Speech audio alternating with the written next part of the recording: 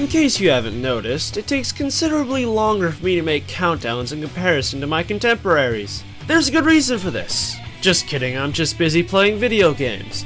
But you see, not all games can be played for long periods of time, and some take up more time than others. So here in this countdown, I pay tribute to the games that have kept me from being productive. The rules are simple. I must have played the game and it must have affected me in recent months. This doesn't mean they're bad games. In fact, for me to have played them for so long, they must be great games. So without further irony, this is the top 10 greatest time-wasting video games. I've only played this game for about 8 to 10 hours, but I'm putting it on here for what it will be. League of Legends is one of the best free games ever made, and also one of the best strategy games ever made. It features a wide variety of characters known as champions. While some are similar to others in playstyles, overall I find them to be a very unique bunch of characters that take nearly any appearance imaginable. While there is little variety in game types and levels, I'm sure with this game's unbelievable popularity will be reason enough to update it in the future. I don't have much to say other than League of Legends is an addiction just waiting to happen, and since it's free, you really have nothing to lose.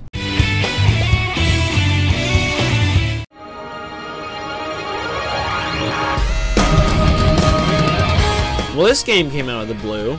Dragon's Dogma is a Japanese-developed Western RPG that, surprise, doesn't suck. In this game you play as the Arisen, a young lad with abilities gained from relations to dragons. Now before you this game out of your radar, you should know that other than that, it's actually very different from Skyrim. The game plays like Devil May Cry if it were a Western RPG. It's not as crazy as DMC, but vocations like the Strider can perform some pretty quick moves in the style of Dante himself. Also included in the game are the pawns. These beings are referred to friendly as magical slaves, since they will unconditionally do whatever you want without pay. You can make one slave of your own and acquire other slaves from people across the world. Man, that sounds terrible. In true Western RPG style, the slaves in your character can be customized to the tiniest detail. While it does have some low points regarding the story, Dragon's Dogma excels greatly in combat customization. It's not the best game out there, but if you can find a copy of it for cheap, then go ahead. You have nothing to worry about.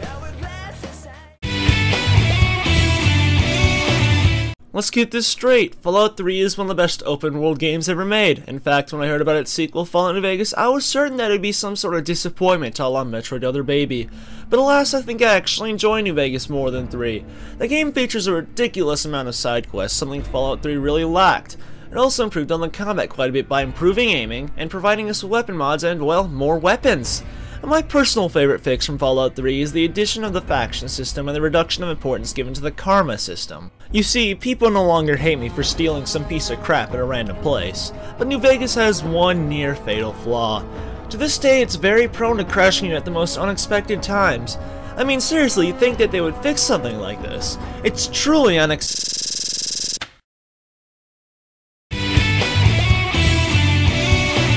Dead Rising is a franchise I've had my eye on since its first release in 2006. The first game was a bit clunky and had unreasonable difficulty spikes that I did not see coming, but the way it paid tribute to horror movies of the past and its great sense of humor made it at least halfway worth it. The second game came out and I really didn't give it much attention for whatever reason, but when I heard Capcom's sequel stagnation struck again and the game was getting a re-release with a markdown price, I went out and got myself a copy of Dead Rising 2 off the record. I can gladly say that it was worth the $40. Including everything that was in Dead Rising 2, Off the Record doesn't shy from adding new content. A new area in the overworld was created for this game, and a couple of new weapons were added in for good measure.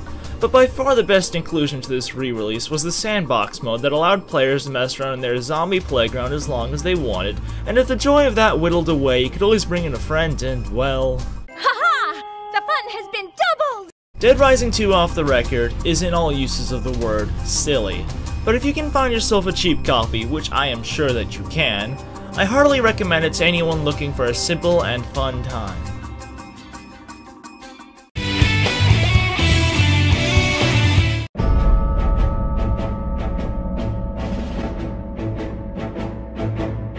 This game is called Dungeon Defenders. It's a third-person and top-down perspective shooter/tower defense game that exceeds in co-op like few games do. The objective of Dungeon Defenders is simple: defend the Eternia crystals from waves of attackers. There are, of course, other game types, but you're going to spend most of your time playing this. You start out the game with 4 characters to choose from, each with their own weapons, skills, and defenses to place, and there you go. That's pretty much the experience of Dungeon Defenders. It's something that can't really be put into words that makes me continue to return to this game. Maybe it's the Borderlands-esque arsenal of weapons for each character. Maybe it's the fun in the co-op. Maybe it's the vibrant art style. I do not know, but Dungeon Defenders is a cheap game that I recommend wholeheartedly. There's only one problem. This game has truckloads of DLC, and if you want to experience this game to its fullest online, you are going to need some of it. I've been using some pretty fancy words throughout this content, and I like to see myself as a bit smarter than the average individual, but the reality is that I'm a 15-year-old Californian teenager with blonde hair and blue eyes. What does this relate to exactly, you may ask? I have an interest in skateboarding. Of course, I'm lazy and afraid of boo-boos, so I actually wouldn't go out there and skate myself. So that's where Skate 3 comes in. It's no secret that Skate 3 is kind of a stupid game, since most people enjoy the game most when they're either failing at it or when the game glitches up. While I admittedly do enjoy that stuff to a point, I believe there's also plenty of fun in actually trying to pull off tricks. Now keep in mind, this is not Tony Hawk Pro Skater. In this game, every minute movement of the right stick of your controller is important. If you're off by 1/10 of an inch, you will screw up horribly. This game is hard to master, but in the end, it's worth it. Pulling off near impossible tricks is a wonderful experience that I've been unable to find anywhere else. The fun in failing, the fun in succeeding, and the glitches and secrets in between make Skate 3 a very fun experience. Like the rest, I recommend it. How can I explain this game? Well, I got it. Imagine Streets of Rage fell in love with MapleStory and had a child that was visited frequently by Aunt Street Fighter and Uncle Devil May Cry. The child resulting from this would be named Dungeon Fighter Online. Dungeon Fighter Online is a beat-em-up Mumorpaguh with controls similar to Street Fighter in a style that clearly borrows from Devil May Cry. In this game, you have a choice between a few very unique classes, complete with weapons and skills for each one. You can team up with some friends and go through the game's dungeons, completing quests along the way and gaining points by extended combos. Better combos equals better loot, so there's plenty of reason to be creative. Also, like seemingly all other Mumorpaguhs, you can join guilds, do PvP, and spend quite a bit of time selling loot. I really can't say anything against this game, since you can play all of it for free and never have to spend a dime. This is still a Nexon game though, so if you want to, you can pimp out your characters for a few extra dollars. It's safe to say Dungeon Fighter Online blends the similar with the rare in a way you will not forget. I recommend it to everyone regardless of your opinion on Mumorpaguhs. A lot of games these days just throw you on a linear path and expect you to have some fun from point A to point B.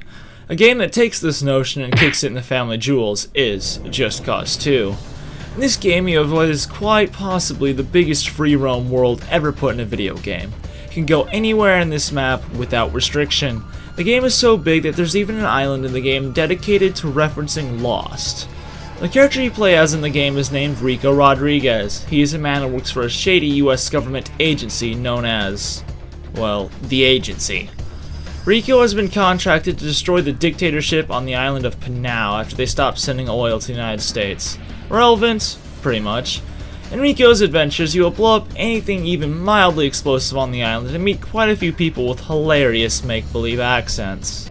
Oh yes, most definitely. You just show us where.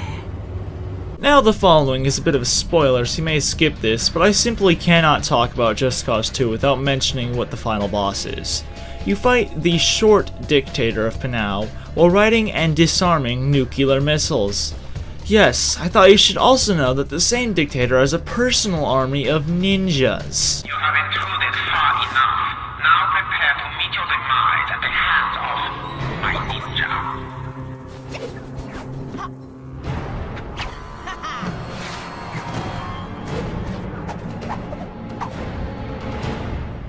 I hate ninjas.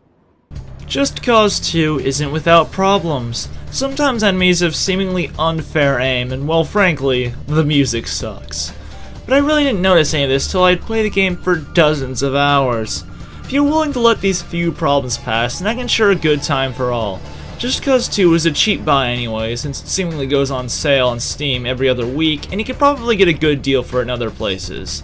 Just remember now, this is a game with a midget dictator and his army of ninjas. It doesn't get much better than this. You know a game is good when it's getting big content updates 5 years after its release, but isn't an MMO. The only game I know of to accomplish this is Team Fortress 2. Now I kinda expect everyone to already know a bit about TF2, but I'll explain it anyways. In the year 1969, two companies, Red and Blue, fought in an orchestrated proxy war using hired mercenaries. Of course, few actually care about this serious plot thread since TF2 is a very lighthearted game. Very lighthearted. In TF2 you can play as 9 different mercenaries, and I know I've been throwing around the word unique quite a bit in this countdown, but the crown of the most unique characters without a doubt goes to TF2. Every character has its own personality, quotes, and weapons to experience. The differences between characters offer 9 ways to play the game, which for me makes the game nearly infinitely replayable. This is not even counting the infinite strategies you could come up with for use in these characters. Different maps and different game modes, such as Payload, Capture the Flag, and Special Delivery, will call on new strategies to counteract what the enemy team is doing. Now this is the part where I start talking about the details of why I play this game so much. First we have the art style that looks a bit like a newer Pixar film, but nevertheless feels special since in this day and age, you really aren't going to find another first-person shooter that looks like this. Next we have the fact that this game simply has what I consider the best trailers for any game ever. The Meet the Team sketches are videos that I have rewatched beyond recollection, and whenever I see them I want to get back on TF2. But there's just so much more I love about TF2 that really just comes down to individual moments such as breaking through the enemy lines or getting a few backstabs with Spy. TF2 is simply one of my all-time favorite games, and I do not see myself leaving it anytime soon. And the good news for you is that it has been free to play for about a year now. So if you're even slightly interested in a multiplayer first-person shooter experience, go ahead and download a copy of Team Fortress 2. You will not regret it.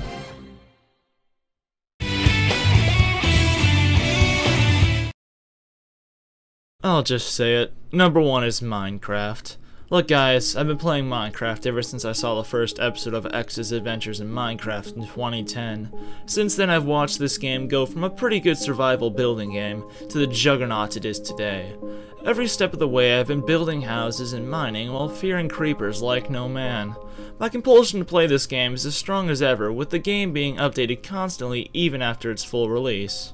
Not that these updates are even necessary, considering that the possibilities of building are already infinite, and if I ever get sick of that, there are an innumerable amount of mods I could look at. But this is all common information because, next to Modern Warfare 3, Minecraft is simply the most popular game on YouTube, with whole channels rising up to high prominence thanks to this game. All in all, Minecraft is a simple game that people make more entertaining with creative thought, and there really isn't much more to say about this game. It's simple, yet you can spend entire sleepless nights on it. Now I can imagine that you might be wondering what my opinion is on the Pocket Edition of Minecraft and the 360 version. The Pocket Edition is okay and nice for road trips, but nothing more, and the 360 version is actually really good. Sure, it's very behind compared to the PC version, but updates are planned and I'm sure it'll someday catch up to the PC version minus the mods. That's all I really have to say. Minecraft is just a fun game that I've wasted full days on. I don't know how much it costs anymore, but if you can spare the cash, I suggest you download the PC version. But if your PC is outdated, just get the Xbox 360 version.